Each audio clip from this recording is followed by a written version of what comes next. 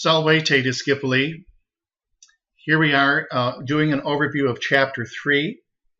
It's on the imperfect subjunctive, active and passive of all conjugations, purpose clauses, and sequence of tenses. And just listen carefully. Let me try to enlarge this a little bit more. Listen carefully as I do an overview here.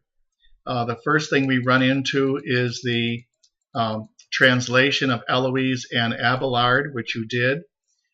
If you wish to check the accuracy of your translation, just go to Modules at the top of the modules and just scroll down to the translation for Chapter 3, and you will see what you should have put there.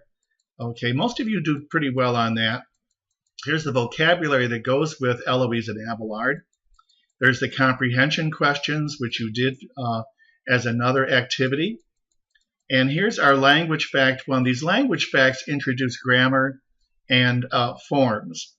And we have both in this chapter. We have imperfect forms of the subjunctive, and we have the purpose clause in the grammar, which we're going to go over in a few minutes here. Here is the first, second, third, and fourth conjugation, io of the third, and the verb to be sum, and the verb possum, I am able. All the subjunctive forms. This is so easy. The imperfect subjunctive is the easiest subjunctive to learn because all it is, let me enlarge this a little bit more, it's the infinitive of the verb with mst, mus, tis, nt on the end for the active voice.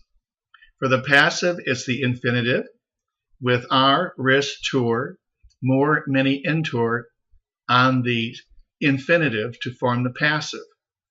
So the infinitive is really the imperfect subjunctive with the personal endings tacked on the end.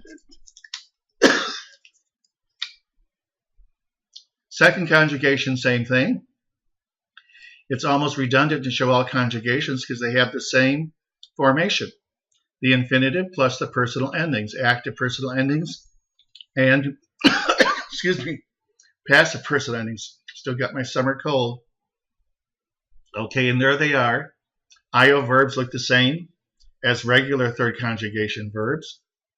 And here's the imperfect of the verb to be. It has no passive. Same with possum, I am able, has no passive. Okay, so there's your important irregular verbs there. Exercise 1, we did these exercises. Remember, we don't do all of the exercises. We skip some of them because we want to pace ourselves. And so go by the weekly agenda chart. For some of you are doing exercises and assignments you don't even need to do. And you're emailing me to pay attention to the weekly agenda chart. That tells you what you have to be graded on.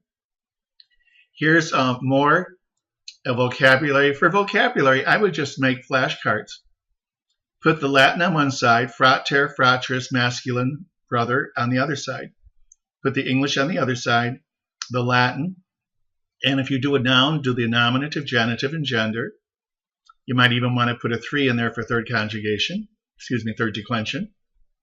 And verbs, you want to put the principal parts, disco, discere, didiki. Here's 4. Jungo, jungere, jungse, jungtum. Put that on one side, and then put to join on the other. Same with these other verbs. So make flashcards for your vocabulary. Again, here's more exercises. Some of these we did, and some of these we didn't. Purpose clauses and sequence of tenses here. A purpose clause is 2 clauses. You have a main clause and a subordinate clause. The subordinate clause tells you the purpose of the main clause. I eat in order to live. I eat to live. We have different ways of expressing it in English. So ut is the Latin word for in order to, or just so that. I eat so that I can live. I eat in order to live. And the ut causes the verb in that clause, in its own clause, to be subjunctive. Here it's imperfect subjunctive. See the infinitive? Narrare. Okay. I read the letter which you had written to your friend in order to. So there would be an ut. And the negative of ut is nay, in order not to. Instead of putting ut, you put ne. So that's what purpose is. And then along with that, you have sequence of tenses, and I would let the Romans handle sequence of tenses. But basically it means that in your independent or main clause, if you have a present, future, see my cursor down here, if you have the present, future, future perfect, indicative, you're going to have a present subjunctive. If you have complete action, a perfect subjunctive for incomplete.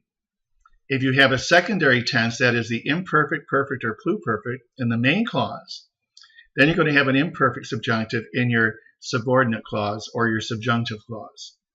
If it's incomplete. If it's complete, you're going to have a pluperfect subjunctive. And if I were you, I'd just let the Romans use it. Okay? And we do very little translation of English to Latin, mainly because we don't have any native speakers of Latin. Here's exercise 4, which I think you did. And here's more exercises. They love exercises, don't they? And here's more Latin to translate.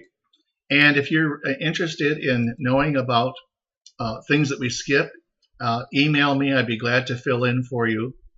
Another thing I'd like you to be aware of is when you ask me to grade an assignment, let's say you're late and you want to get rid of a 0, tell me the name of the assignment or assignments. Don't just say, Mr. Sears, would you just grade what I just did? I don't know. I have all these students with all these tests and everything. Tell me the title of the exercise that you want me to grade, and I can do it really fast. Okay? If you would do that, it would be a big help. And of course, I love the fact that you are emailing me. Here's a review of chapters 1 through 3. It's basically the vocabulary. And I would make flashcards out of this. Just get index cards from Walgreens. Or make your own. Or you can digitize them or do a Quizlet. And these are all the vocabulary words that you should be aware of in chapters 1 through 3. And like I say, put the Latin on one side, all of it, most, morris, masculine. And I would put, and then the English on the other side. And if you're putting a verb, of course, put the 4 principal parts. Here you have occupo, occupare, occupavi, occupatum, to occupy. All 4 principal parts. Okay, very good. Here's more vocabulary. And this is really just a lot of exercises here for the review. And here's the ut clause here.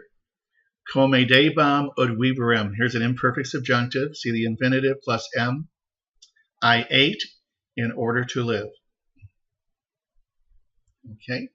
I hope you got a lot out of this review. If there's anything that I did not mention that you'd like to know, just email me. I check my email constantly, whether it's the weekend or holiday during the week. I don't do late at night. I go to bed usually around 7:30, 8 o'clock, so I'm fresh in the morning. But otherwise, any day of the week. All right. Valete discipuli, and I will see you Monday for chapter 4, or after we finish the summative test on chapter 3. Valete discipuli.